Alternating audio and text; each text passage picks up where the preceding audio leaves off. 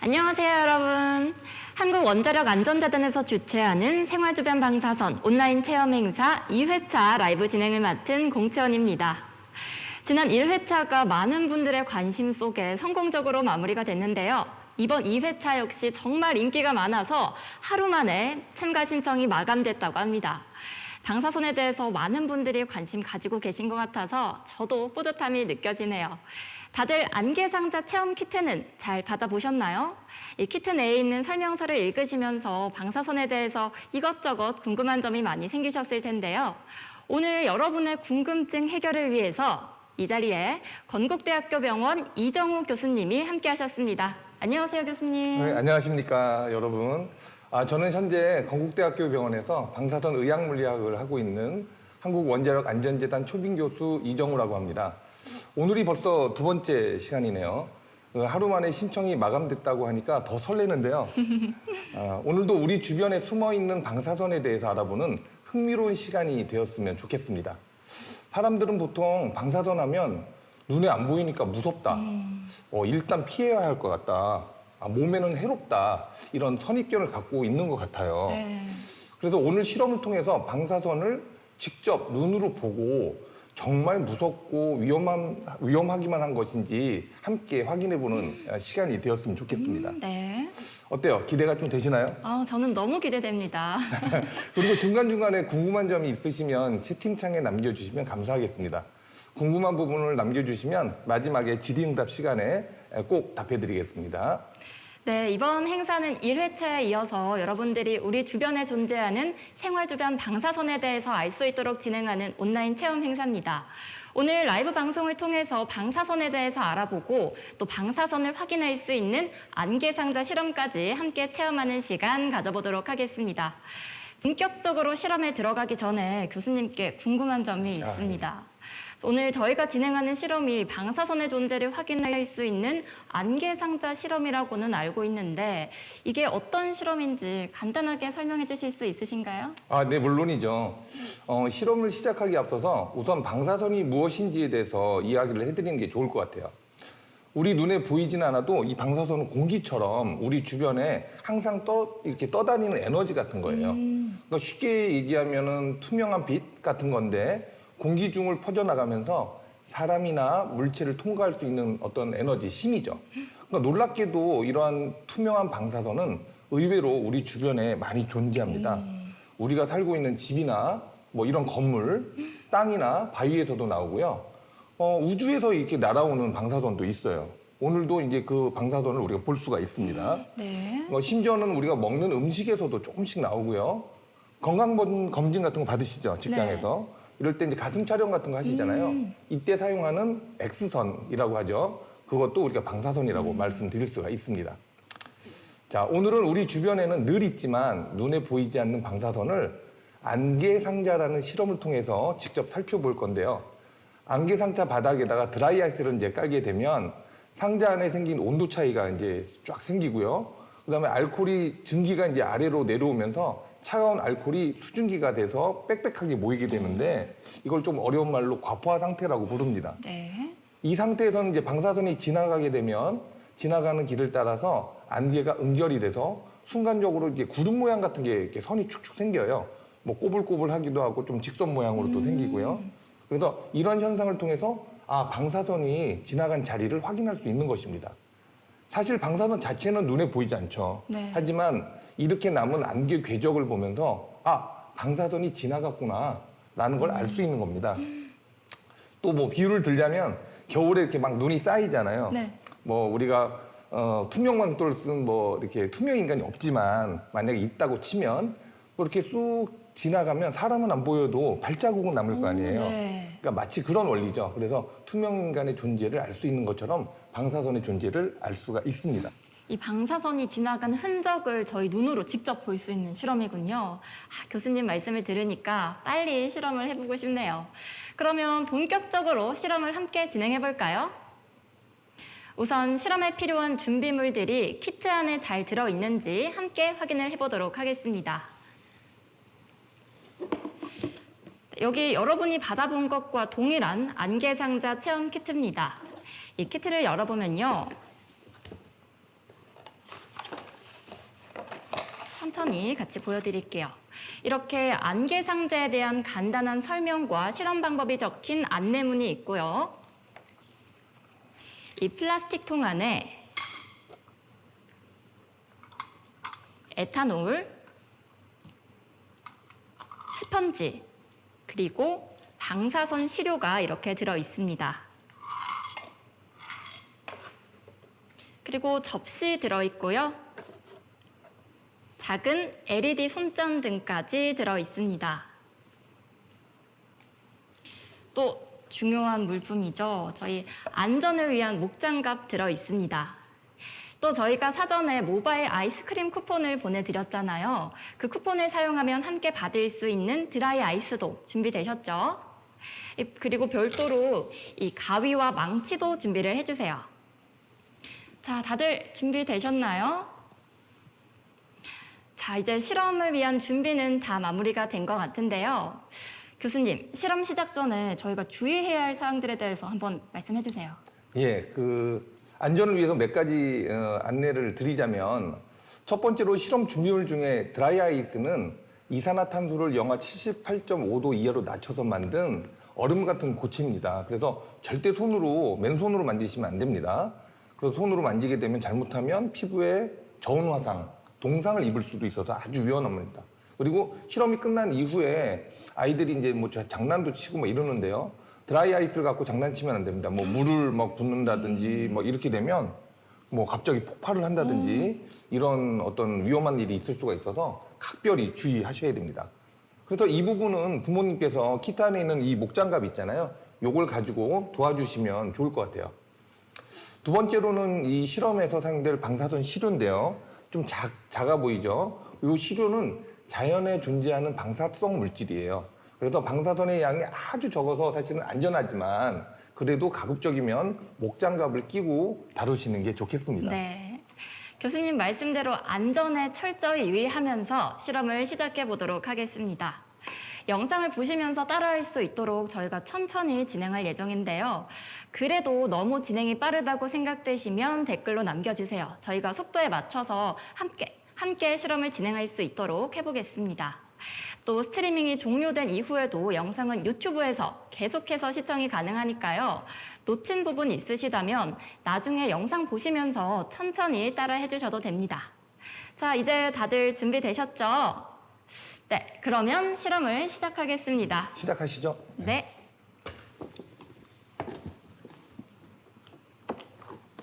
요건 제가 이렇게 해요. 네.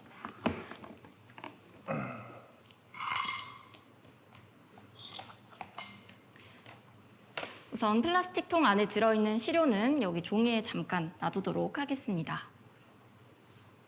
자, 먼저 이 플라스틱 통 안 바닥에 스펀지를 밀착해서 붙여줄 건데요. 이 플라스틱의 벽을 타고 한 바퀴 삥 둘러지게 붙여주면 됩니다. 아마 이 플라스틱 통보다 스펀지 길이가 조금 더 길 거예요. 그럼 남는 길이는 이 저희가 미리 준비했던 가위로 잘라서 플라스틱 통 둘레에 맞게 붙여주시면 됩니다.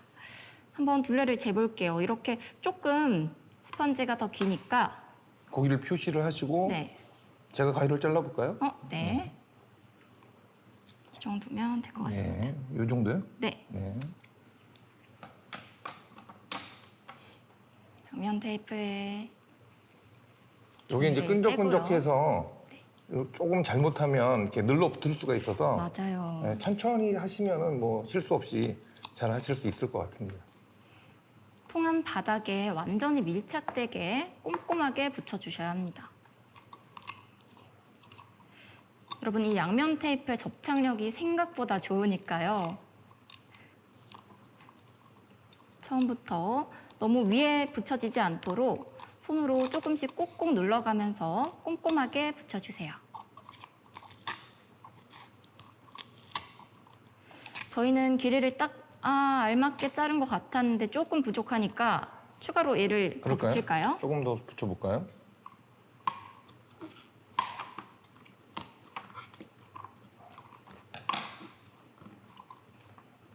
네. 제가 한번 해볼까요? 네.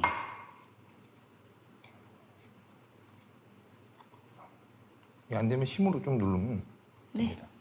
예. 자, 번 더 바닥에 밀착해서 꾹꾹 눌러줄게요. 자, 이제 이렇게 방금 붙인 스펀지에 이 에탄올을 흡수시켜 줄 건데요. 테두리에 붙인 스펀지에 에탄올이 흠뻑 스며들 수 있도록 골고루 흡수시켜 주도록 하겠습니다. 플라스틱 통을 살짝 기울여서요. 에탄올이 새지 않도록 이 스펀지에 대고 조금씩 나눠서 부어주도록 하겠습니다. 충분히 스며들 수 있도록 골고루 흡수시켜 주세요. 저희는 확실한 실험 결과를 위해서 에탄올 한 통을 다 쓰시죠? 네, 예. 쓰도록 하겠습니다. 이거 남아봐야 뭐.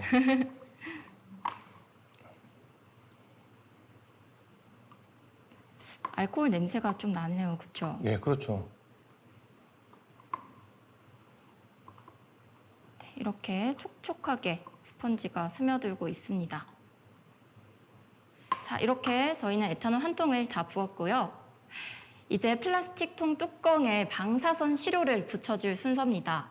먼저 뚜껑에 붙어있는 이 양면 테이프의 종이 부분을 뜯어주세요.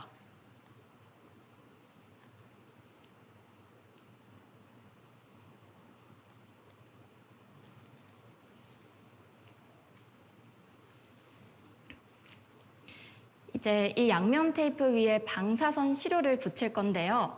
안전을 위해서 꼭 목장갑부터 착용을 해줄게요.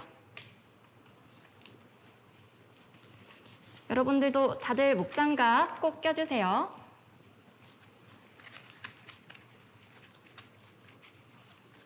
자, 다들 이렇게 목장갑 잘 착용하셨죠? 이 목장갑을 낀 채로 방사선 시료를 짚고 양면 테이프 위에 잘 붙여줍니다.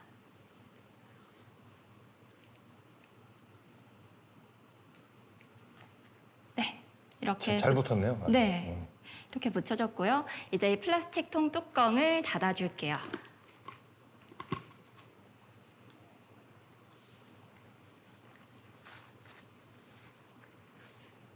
아, 예.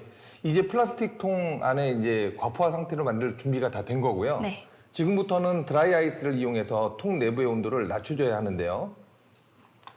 드라이 아이스를 통해서 알코올이 냉각되면서 안개 상자 속에 안개 역할을 하게 됩니다.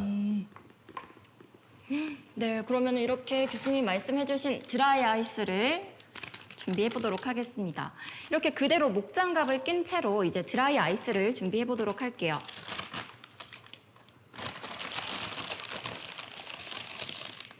여러분들도 사전에 준비하셨던 드라이 아이스 꺼내주시고요.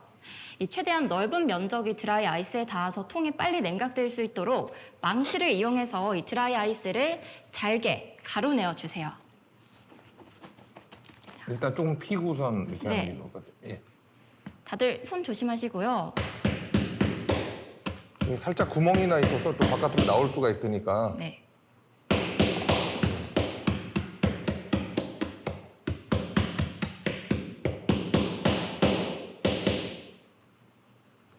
더 깨야 될까요? 조금 더 깨볼까요? 네. 너무 깼나요? 이게 이제 잘 접촉이 돼야지 온도가 전달이 되기 때문에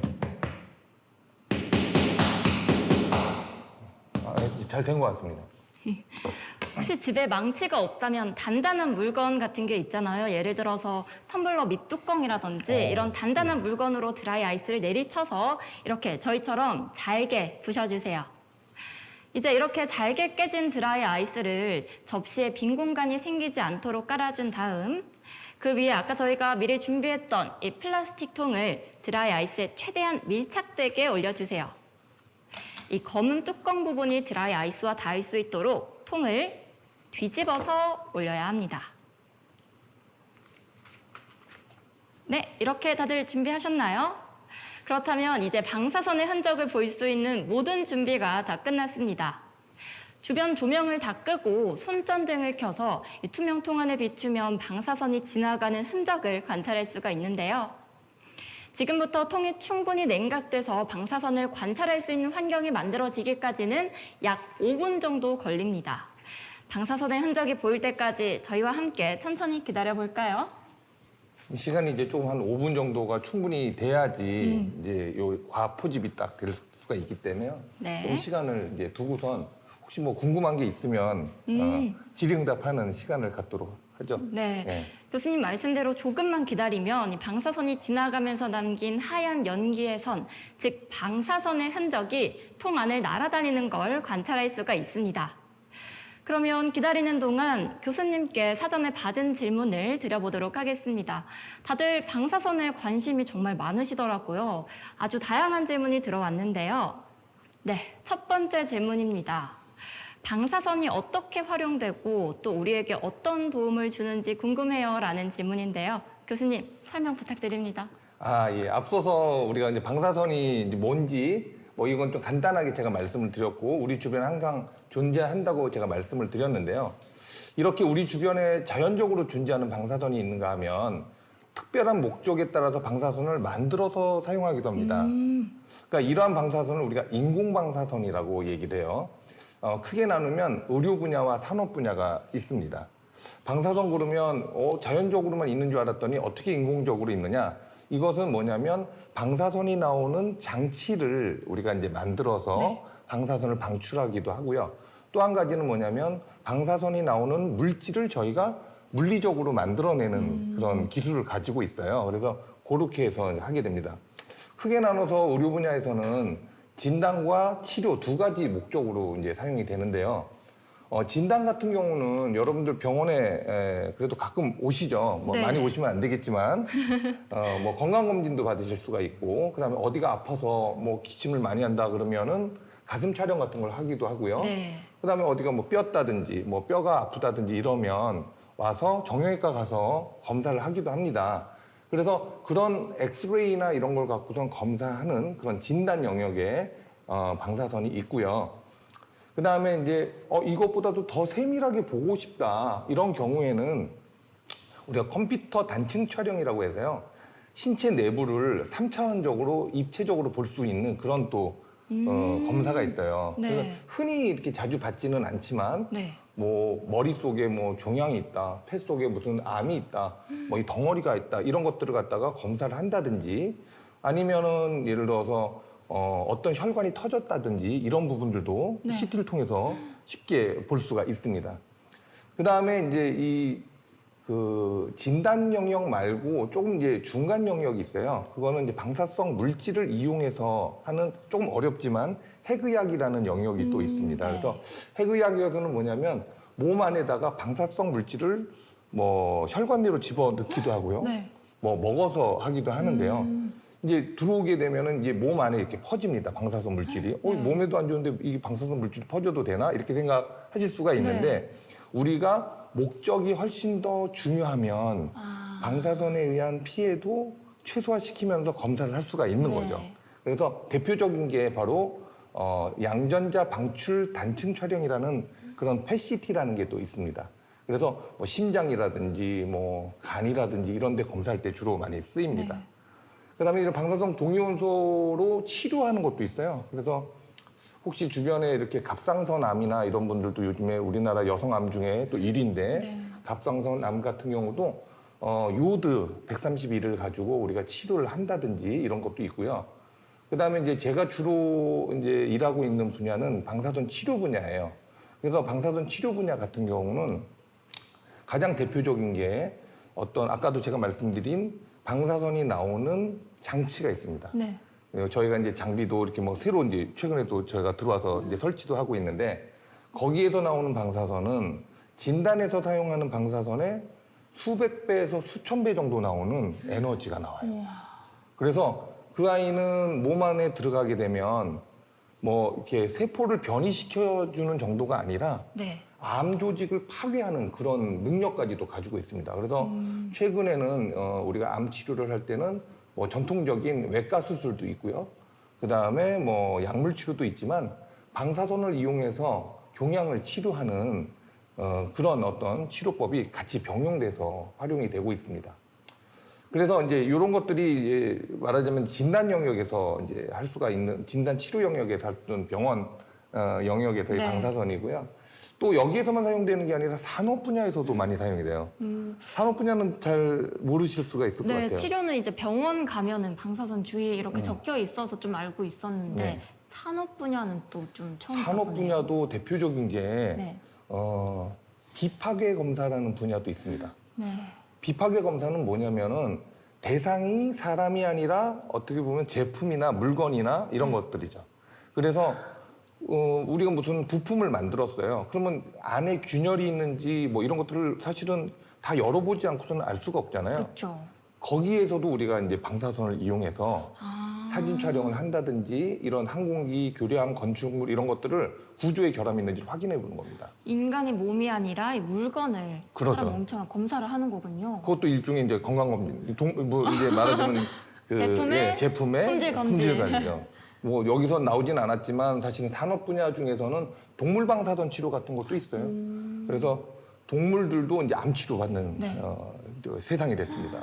그렇게도 하고요. 그 다음에 이제 멸균이나 소독 같은 경우도 이제 활용이 돼요. 근데 멸균은 뭐냐면은 우리가 사실은 뭐 의료 기기라든지 뭐 기구 같은 거죠, 사실은. 그다음에 화장품 같은 것들 뭐 이런 것들이 많이 있는데 그런 것들도 어떻게 보면 세균에 취약할 수 있죠. 네. 그래서 방사선을 이제 아주 고량의 방사선을 쪼여요. 그러니까 요즘에는 뭐 감마선이라는 것도 쓰지만 전자선도 써서 이게 멸균을 하고 소독을 합니다. 그래서 그런 부분들도 있고요.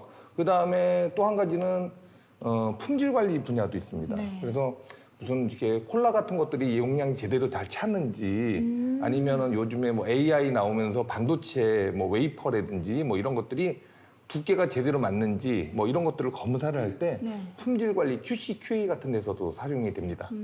되게 사용이 많죠. 네. 그다음에 뭐 농업 연구 개발 분야도 있고 뭐 오래 보관하기 위해서 이렇게 싹이 나면 이제 제품 가치가 없어지잖아요. 네. 그래서 방사선을 쪼여서 오기도 하고 우리 생활에서 사실 알진 못하지만 뭐 병원 그다음에 산업 분야 뭐 이런 어떤 품질 관리 분야 다양하게 방사선이 활용이 되고 있다. 이렇게 말씀드리고 싶습니다. 정말 곳곳에서 다양하게 활용이 되고 있었네요. 이렇게 교수님께서 의료 그리고 산업 분야에서 어떻게 방사선이 활용되고 있는지 아주 자세하게 설명을 해주셨습니다. 네, 그럼 이어서 다음 질문 드리겠습니다. 일상생활에서 방사선을 어떻게 하면 피할 수 있을까요? 또 방사선을 조심해서 이용할 수 있는 방법이 있나요? 라는 질문입니다. 비슷하게 이렇게 생활 속 방사선에 대한 위험성과 걱정이 담긴 질문들이 꽤 있었는데요. 생활 속에서 방사선 노출이 빈번한지 또 방사선으로부터 어떻게 안전할 수 있는지에 대해서 자세하게 설명을 해주시면 좋을 것 같아요. 아, 예, 좋습니다. 많은 분들이 생활 속 방사선에 대해서 걱정 많이 하시잖아요. 제가 전자로 말씀드린 것처럼 병원이나 산업 현장에서 사용하는 인공 방사선 같은 것도 어마어마하게 많이 쓰기 때문에 걱정을 많이 하세요. 하지만 이런 인공 방사선은 사용하는 양도 크고 그 다음에 어떤 특정 목적에 따라서는 품질 관리가 필수적이기 때문에 정부기관에서 아주 엄격하게 관리를 하고 있습니다. 정기적으로 검사하기 때문에 크게 걱정을 안 하셔도 될 겁니다. 그리고 병원에서는 이제 간혹 이제 이런 경우가 있어요. 방사선 검사를 이제 받으라고 보통 내가 가서 검사 받는다 이게 안 되죠. 네. 그 의사의 처방이 있어서 이제 검사를 받게 되는데 이제 여기서도 약간 사각지대가 있는 게 이 병원에서 검사를 받았는데 내가 못 믿겠다.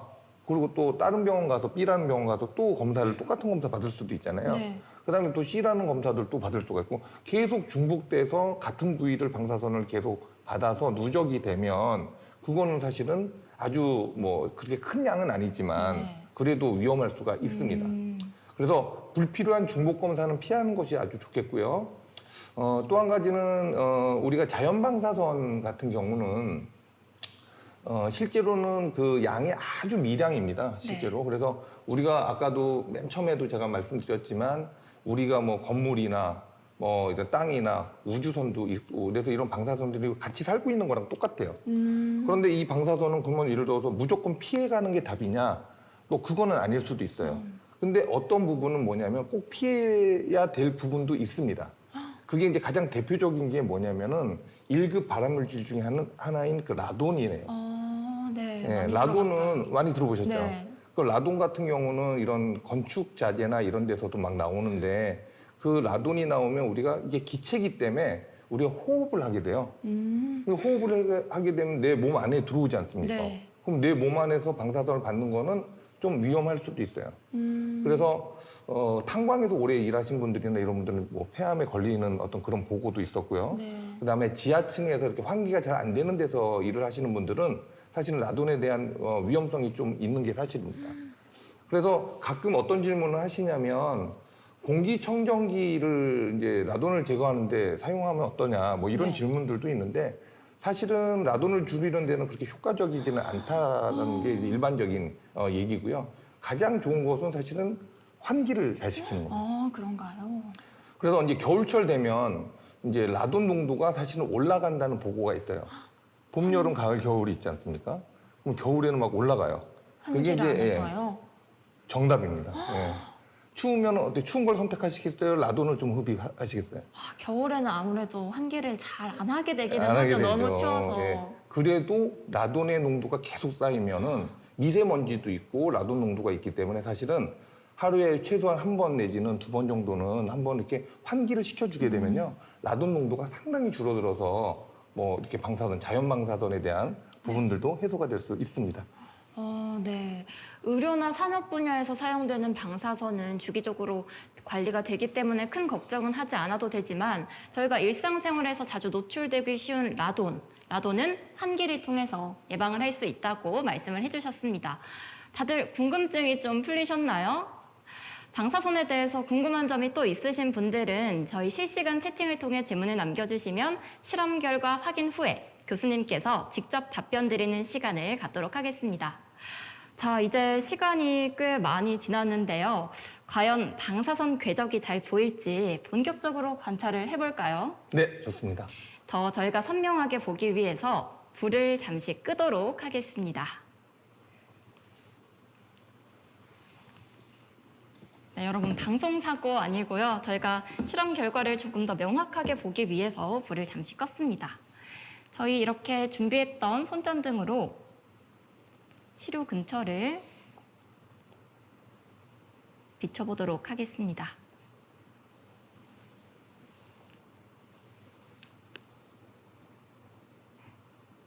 시료를 향해서 손전등을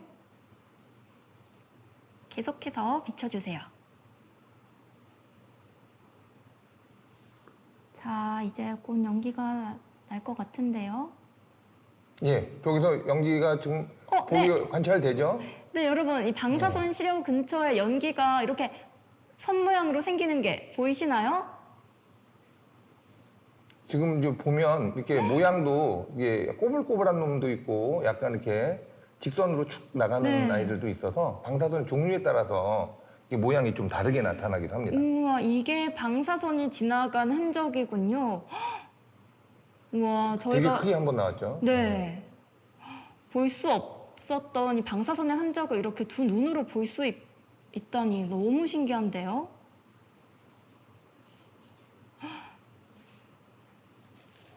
다들 성공하셨는지 궁금합니다. 그러게요. 네. 성공하신 분들은 댓글에다가 좀 남겨주시면 좋을 것 같아요. 여러분, 방사선이 지나간 흔적 다들 보셨나요? 정말 신기하지 않나요? 이 안개 상자 안에 과포화 상태의 증기와 이 방사선 물질에서 나오는 방사선이 서로 작용하면서 이 방사선의 흔적이 안개 모양의 직선 형태로 보이는 안개 상자 실험이었습니다. 직접 보니까 저는 너무 재밌고 신기한데 여러분들은 어떠셨나요? 다들 차근차근 따라오면서 저희와 함께 실험하느라 고생 많으셨습니다. 이렇게 오늘 안개 상자 만들기 실험은 끝이 났고요. 이제 앞서 말씀드렸듯이 여러분들의 방사선에 대한 궁금증을 풀어드릴 질의응답 시간입니다. 평소에 실험하면서 또는 오늘 실험하면서 혹은 평소에 궁금하셨던 내용 있으신 분들은 댓글로 남겨주세요. 저희가 교수님과 함께 직접 답변을 드리겠습니다. 댓글에 성공했어요 라는 말이 많습니다. 다들 보셨나요? 많이들 성공을 하셨네요. 네, 성공도 많이 했고 아마 신기하다고 얘기하시는 분들이 상당히 많으신 것 같아요. 뭐 헐 대박 완전 신기해요. 뭐 진짜 보이네요. 뭐 맞아요. 이 방사선의 흔적을 두 눈으로 볼 수 있다는 게 너무 신기하죠. 댓글창에 네. 몸에 들어온 방사선을 배출이 되나요? 그러니까 몸에 이제 방사선이 들어온 거는 들어오면. 배출이 되나요? 계속 쌓이나요? 이제 이런 질문이 있네요. 예. 자, 이거는 뭐냐면 방사선은 실제로 이제 들어오게 되면 에너지의 형태이기 때문에 네. 몸에 이제 일부는 흡수가 되고 일부는 방출이 됩니다. 그래서 외부에서 들어오는 방사선 같은 경우는 이제 뚫고 들어가서 나오기도 일부는 흡수가 되고 일부는 나오기도 하는데 제가 이제 말씀드린 것처럼 방사선 치료나 이렇게 하는 뭐 어마어마한 양 같은 경우는 네. 그 조직에 흡수가 돼서 세포의 변이를 일으켜서 세포살을 일으키는 거고 자연 방사선 여러분들 지금 사용하시는 이런 키트 같은 것에서 나오는 것들은요 사실은 거의 들어오다가 거기서 없어져 버려요.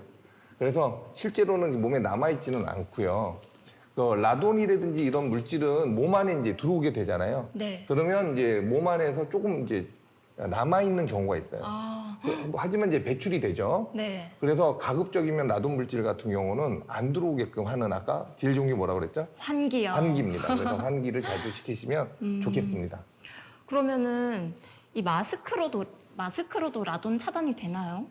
예, 일반 마스크 뭐 이런 걸로는 사실 차단이 그렇게 어려워서 이게 남아 있기도 하고 또 이 라돈은 그 자체에서 계속 붕괴가 일어나면서 네. 다른 물질로 또 바뀌거든요. 그래서 가장 좋은 거는 원천적으로 내 몸 안에 안 들어오게 하는 것이 좋습니다. 아무래도 환기가 예, 제일 중요하네요. 환기가 제일 중요하고요. 손으로 뭐 이렇게 뭐 얼마 전에는 그런 라돈 뭐 침대라든지 뭐 이런 것들이 네. 뭐 나왔었잖아요. 네. 그러니까 그런 물질들을 가까이 하면 안 되겠죠.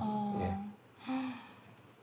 그러면은 저희가 댓글로 질문을 남겨주시는 동안 사전에 받은 질문을 몇 가지 더 드리도록 하겠습니다.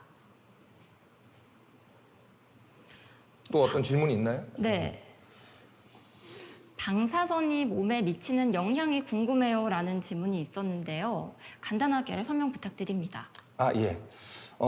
이렇게 우리 주변에 항상 존재하지만 인간의 오감으로 느낄 수 없는 이제 방사선들이 실제로 이렇게 세포 안에 들어오게 되면은 네. 이게 이제 효과는 누적이 돼요. 그래서 방사선으로 실제 실험을 하시는 분들은 가장 대표적인 분이 마리 큐리였죠. 네. 그래서 이분 같은 경우는 평생을 20대에 대학에 들어와서 66세인가 제가 알기로는 그때 이제 돌아가셨는데 네. 그때까지도 계속 이런 방사성 물질을 몸에 가지고 다니면서 실험을 하셨어요. 그래서 아주 낮은 양이라도 방사선을 오랫동안 받는다든지 한 번에 예를 들어서 무슨 원자폭탄이라든지 뭐 이런 거 터져갖고 그런 방사선을 확 조였다든지 이런 것들은 실제로 우리 세포가 손상을 입고 나중에 뭐 어떤 그 돌연변이랄지 또는 암 같은 병이 생길 수도 있습니다.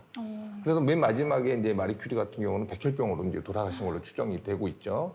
근데 일반인들 같은 경우에는 우리가 일상 속에서 자연스럽게 접하는 방사선은 아주 이제 미세한 양이고 자연 상태에서 늘 접해오던 정도였기 때문에 우리 몸에 특별한 영향을 주지 않는다. 이렇게 말씀을 드릴 수가 있고요. 계속 반복되는 얘기지만 라돈 같은 경우에는 원천적으로 차단해서 뭘 해야 된다고 그랬죠? 환기요. 환기를 잘 하시면 아주 좋겠습니다. 오늘 라이브 보시는 분들은 끝나고 다들 환기 한 번씩 꼭 네. 하실 것 같아요. 그러면은 다음 질문 이어서 드려보도록 하겠습니다. 비행기에 타면 노출되는 방사선의 양은 어느 정도인가요? 자연스럽게 없어지는 정도의 양인가요? 아, 비행기요? 네. 아, 비행기 같은 경우는 이제 제가 말씀을 드리면 우리가 보통 이제 예전에는 이제 비행기 탈 일이 별로 없었죠. 네. 근데 이제 뭐 해외 여행 자유화가 생기고 뭐 이러면서 사실은 뭐 미국을 간달지 유럽을 간달지 이렇게 멀리 가시는 분들도 꽤 계시잖아요. 네. 그래서 항공산업이 발달하면서 사실은 그전에는 관심이 없었던 이런 부분도 우주선에 대한 부분들도 네. 관심을 좀 갖게 됐습니다. 그래서 보통은 미국의 기준을 보면 미국에서 예를 들어서 한번 이렇게 비행기를 타고 횡단을 하게 되면 네. 왕복을 하게 되면 네.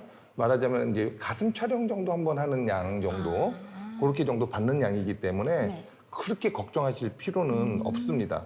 하지만 그 항공 승무원이라든지 뭐 기장 같은 분들은 네. 생활 주변 방사선의 이제 대상자가 됩니다. 그래서 그분들은 뭐 직접 우리가 방사선 뭐 측정기나 이런 것들을 갖고 이렇게 방사선을 이제 하진 않지만 네. 이제 운항 횟수나 이런 것들을 고도나 이런 것들을 다 갖고 이제 프로그램이 돼 있어서 그분들에 대한 선량을 우리가 관리를 하도록 법적으로 하고 있습니다. 조율을 하는군요. 네. 네, 이렇게 질문까지 다 받아봤는데요. 여러분 오늘 안개상자 만들기 체험 유익하셨나요? 저희 생활주변 방사선 온라인 체험 행사는 3회차 그리고 4회차까지 진행할 예정입니다. 주변 지인들에게 다들 공유해 주시고요. 다음 회차 때도 많은 분들이 함께 참여해 주시면 좋을 것 같습니다. 아직 실험 진행하지 않으신 분들은 오늘 방송 참고하셔서 안개상자 만들기 재밌게 실험해 주세요. 그리고 저희가 실험에 대한 만족도 조사를 위해서 문자로 링크를 보내드릴 예정인데요. 8월 22일까지 설문조사 응해주시고요. 저희 방사선 안전스쿨 채널 구독도 부탁드립니다. 설문조사와 채널 구독 인증해주신 분들께는 추가로 기프티콘도 드리니까요. 꼭 참여하셔서 선물까지 받아가시면 참 좋을 것 같습니다. 앞으로 진행되는 생활주변 방사선 행사에도 많은 참여 부탁드리면서 교수님, 마지막으로 시청해주신 여러분들께 한 말씀 부탁드립니다. 이제 벌써 마지막이군요. 네. 너무 아쉬운 것 같아요. 여러분 혹시 그 어린 왕자라는 생텍쥐페리의 소설 아시죠? 네. 예, 아마 많은 분들이 보셨을 것 같은데 그 책에 보면 여우가 어린 왕자에게 이렇게 말해요. 네. 비밀 하나 가르쳐 줄게. 아주 간단해. 오직 마음으로 봐야 보이는 거야. 가장 중요한 것은 눈에 보이지 않아. 이런 얘기를 했어요. 오늘 우리가 실험한 방사선도 그렇습니다. 눈에 보이진 않지만 분명히 존재하고 잘 이해를 하면 유익한 도구가 될 수도 있고 잘못 다루면 위험하게 될 수도 있는 그런 존재죠. 오늘 안개상자 실험을 통해서 보이지 않던 것을 보는 경험, 그리고 막연한 두려움보다는 과학적인 이해가 중요하다는 것을 기억해 주셨으면 좋겠습니다. 너무 좋은, 너무 수고 많으셨습니다. 감사합니다. 너무 좋은 말씀을 마지막으로 해주셨습니다. 오늘 정말 뜻깊은 시간 함께 해주신 이정우 교수님 다시 한번 진심으로 감사드립니다. 감사합니다. 그리고 오늘 이렇게 한국원자력안전재단 생활주변 방사선 온라인 체험행사 2회차 안개상자 만들기에 끝까지 함께 해주시고 시청해주신 여러분 모두 고맙습니다. 그럼 저희는 다음 회차에 다시 돌아오도록 하겠습니다. 오늘 고맙습니다.